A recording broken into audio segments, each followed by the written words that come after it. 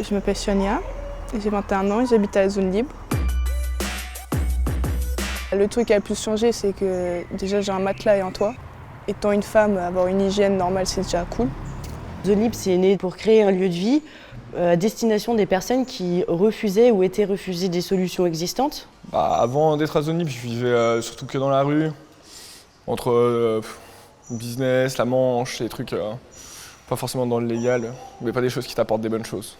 Rien que l'installation dans un habitat, c'est une évolution, je ne sais pas comment expliquer, même fondamentale en fait.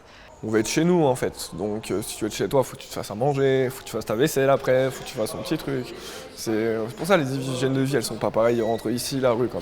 C'est deux mondes différents. Les gens ils peuvent venir comme ils sont, avec leurs chiens, avec leurs addictions, avec leurs papiers ou pas, avec leurs fêlures, avec leurs peurs. Donc on leur propose en premier lieu un habitat et ensuite cet habitat il est support à reprendre prise dans sa vie personnelle et dans sa vie dans la société. Là par exemple, je vais bientôt travailler parce qu'au début ici je faisais encore la manche pour manger, acheter des cigarettes, acheter des croquettes aussi. Ici le pari c'est de se dire que on propose aux personnes des repas collectifs, des activités auxquelles ils peuvent participer ou non. Mais en tout cas, l'idée, c'est de se dire que si on trouve l'énergie pour avoir envie d'essayer de sortir de la rue, ça veut dire mettre fin à des accroches qui attachent à la rue. Qu'est-ce qui a changé? J'ai pu revoir ma maman.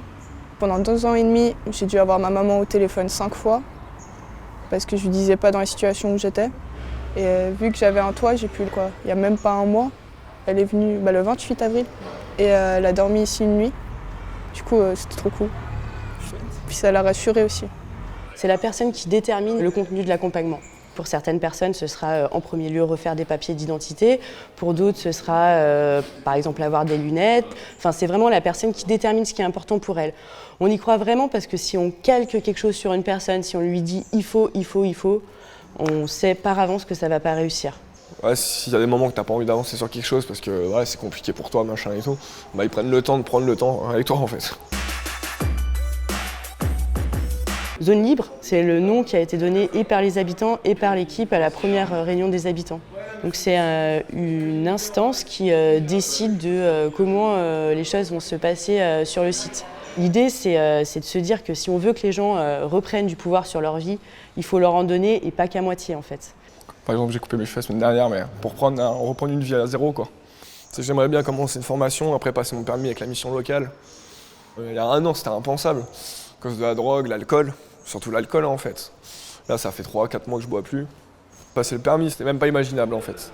Donc Zone Libre, c'est un projet qui a été initié par les pouvoirs publics, l'État, la DIAL, et qui est extrêmement soutenu aussi par les collectivités locales. Donc, la métropole de Lyon, la ville de Villeurbanne. Et Zone Libre doit aussi son existence au soutien de partenaires privés, comme la Fondation de France, la Fondation Abbé Pierre et l'entreprise des possibles. On les remercie.